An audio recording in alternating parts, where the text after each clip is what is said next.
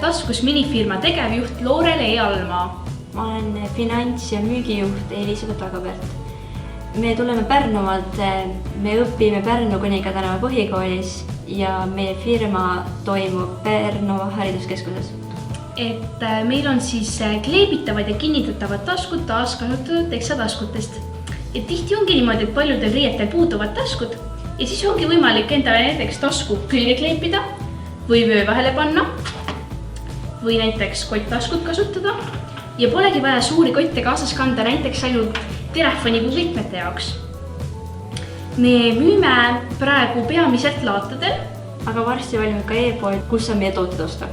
Me oleme siis tegutsenud juba 2 kuud ja selle 2 kuu jooksul oleme võitnud 2 auhinda, milleks siis on Haapsalu laadal saime kõige innovaatilisema toote auhinna ja kõige keskkonnasõbralikuma Europe Direct Eesti eriauhinna. Me saime ka Pärnus Rüütli tänaval parima müügistrateegia auhinna ja Pärnu Kaubamajakas parima meeskonnatöö auhinna.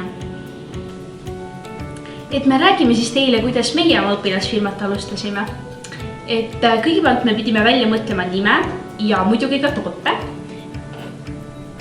Me pidime looma põhikirja, alustamiskoosoleku protokolli ja need allkirjastama. Me pidime siis avama ka sotsiaalmeediakanalid, näiteks Instagrami, meiliaadressi ja alustama ka e-poega. Me pidime hakkama täitma raamatupidamistabeleid, et pidada kontrolli meie kulude ja tuludega. Me pidime käima koolitustel, et siis saada rohkem teada firma juhtimise kohta või raamatupidamise kohta, et kuidas on nagu parem oma firmat siis arendada. Vaatasime videoid, kuidas üldse registreerida ja siis kuidagi saime sellega lõpuks hakkama. Me oleme proovinud tundide viisi, kuidas tooteid paremini arendada.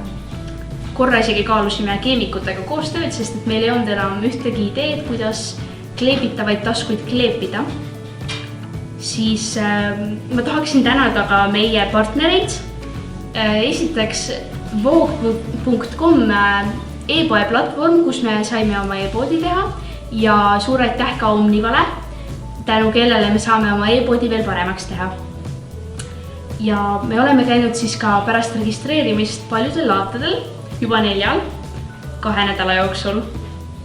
Ja tegelikult on meil üks liige siin veel, kes kahjuks täna ei saanud osa võtta, aga aitäh sulle ka, Miia-Lotta Vahenem. Aga kus üldse idee tuli? Jah, võt, meie idee siis tuli sellest, et just eriti selle aasta suvel paljudel riietel puudusidki taskud. Ja kuna me ise olime siis kõik 3 käsitöö huvilised, siis me mõtlesimegi, et alati jäävad just teksapükstest üle taskud, sest me tegelikult tegime teksapükstest kotte ja kaltsuvaipo. Ja siis me mõtlesimegi, et no võt, saame 2 asja ühendada.